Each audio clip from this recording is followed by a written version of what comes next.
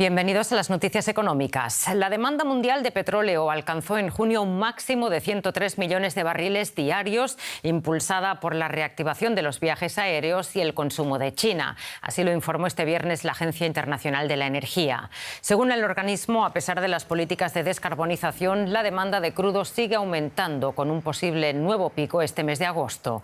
Esta creciente demanda, unida a los recortes de producción por parte de Arabia Saudí y Rusia, ha elevado los precios del crudo. Y se espera que el consumo crezca nuevamente en 2024, pero a un ritmo más lento. La demanda mundial de petróleo bate un récord histórico en plena crisis climática. Vamos en busca del análisis. Ana Nieto, en Nueva York, muy buenas tardes. Con estas cifras de la Organización Internacional de la Energía en la mano, ¿cuándo se espera que se llegue al pico de consumo y empiece a caer la demanda de crudo?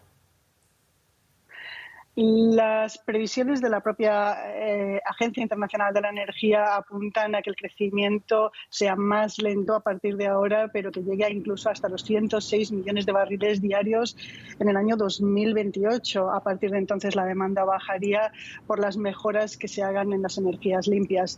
Pero la OPEP tiene otras fechas. Proyectan que se llegará al pico de consumo con 110 millones de barriles diarios en 2045. Su secretario general dice que es irreemplazable el petróleo, al menos en un futuro predecible. Ante estas fechas y el hecho de que se verifica la aceleración del calentamiento global, el gobierno de Estados Unidos está ensayando cómo mitigar algunos efectos de las emisiones y va a cofinanciar con 1.200 millones de dólares una planta en Luisiana y otra en Texas para aspirar el dióxido de carbono de la atmósfera con una nueva tecnología. Es una nueva tecnología que tiene tantos críticos como escépticos en el país, pero que está muy apoyada por la industria de los combustibles fósiles. Ana, entonces, ¿crece la presión para que Arabia Saudí deje de recortar la producción de crudo? Sí, por supuesto, crece porque se espera que haya más récords de demanda en este mes y que los inventarios están muy a la baja, además de que los precios del barril están al alza, alrededor del $83 el barril en el caso del Western Texas y 87 el Brent. La producción de los países de la OPEP ha caído a niveles de octubre del año 2021 después de que Arabia Saudí recortara su producción en 1 millón de barriles al día para mantener los precios. La semana pasada dijo que ampliaría este recorte, que era temporal, hasta septiembre y que posiblemente lo extendiera durante más meses e incluso lo hiciera más profundo. Eso, unido a los recortes de Rusia, puede reducir aún más la oferta en un momento en el que parece que no cesa el apetito por el petróleo y las reservas están en los niveles por debajo de los que normalmente están en una media de 5 años. La AIE dice que se necesita por parte de la OPEP 2 millones de barriles diarios y veremos cuál es el efecto que todo esto tiene en la inflación, además del clima. Pues seguro. Muchísimas gracias por este análisis, Ana. Un saludo y muy buen fin de semana. Igualmente. El presidente brasileño Luis Inácio Lula da Silva presentó este viernes un multimillonario plan de obras públicas. El nuevo programa de aceleración del crecimiento, PAC, prevé inversiones por 60.000 millones de reales, unos 12.500 millones de dólares hasta 2026. El plan de Lula pretende situar al Estado como promotor de la actividad económica e impulsar el crecimiento junto con el sector privado. Según los cálculos oficiales, las obras del nuevo PAC deberán generar cerca de 1 millón de empleos anuales hasta 2026. Se trata de un viraje respecto a las políticas implementadas por su predecesor Jair Bolsonaro, en cuya gestión se registró una caída sostenida de la inversión pública. Esta llegó a mínimos en 2021, cuando fue de 2.100 millones de reales, unos 437 millones de dólares actuales. Y nuestro compañero, el periodista Marcelo Silva de Sousa, tiene más detalles sobre este ambicioso plan de obras públicas de Lula. Marcelo, ¿qué pretende el Gobierno con este nuevo PAC y a qué sectores beneficiará? ¿Qué tal, Rosa? Bueno, se trata de hecho de la gran apuesta del presidente brasileño Luis Inácio Lula da Silva para poner a girar la rueda de la economía en Brasil, y por eso ha calificado el día de hoy en el lanzamiento de este programa de aceleración de obras públicas y de inversiones como la fecha inicial de su tercer mandato, que ha comenzado en enero. Son obras que se dividen en 9 ejes y que pretenden crear 4 millones de puestos de trabajo hasta 2026.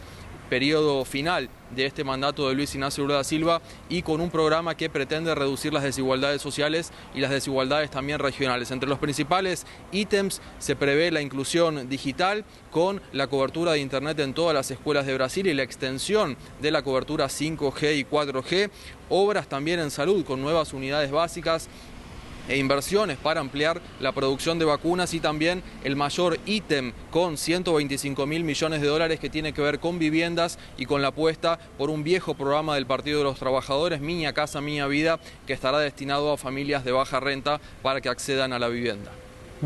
Los objetivos son ambiciosos, Marcelo, pero en sus otras dos versiones los PAC mostraron que no siempre se pueden cumplir. ¿Podrá esta vez el gobierno de Lula acercarse a la meta planteada?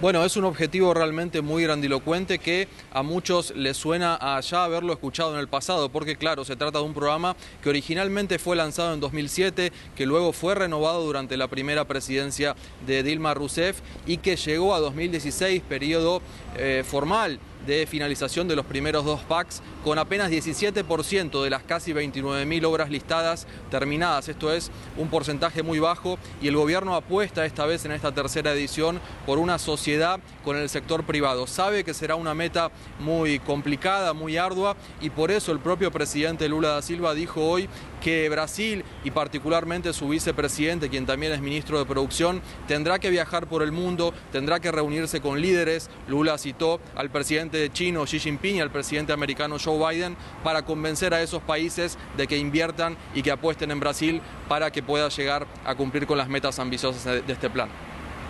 Marcelo, muchísimas gracias por ampliarnos los detalles de estas informaciones. La estatal Petróleos de Venezuela, PDVSA, aseguró este viernes que seguirá presionando para que los fondos que tiene bloqueados en el exterior debido a sanciones económicas o a disputas legales por cuestionamientos a la legitimidad del gobierno regresen al país. Esto luego de que un tribunal de Portugal autorizase desbloquear cerca de 1.500 millones de dólares del país caribeño retenidos en Novo Banco. El gobierno de Nicolás Maduro aseguró que la medida obliga a devolver ese dinero a las entidades venezolanas. Caracas adelantó que se reserva el ejercicio de acciones frente a los daños y perjuicios causados a sus entidades y a su población como consecuencia de la congelación de los recursos que le pertenecen. Portugal permite la devolución de los fondos bloqueados a Venezuela. Ampliamos los detalles sobre este asunto con José David Navarro desde la Bolsa de Frankfurt. José, cuéntanos, ¿se sabe cuándo se haría la transferencia de los fondos o al menos cuáles serían los próximos pasos?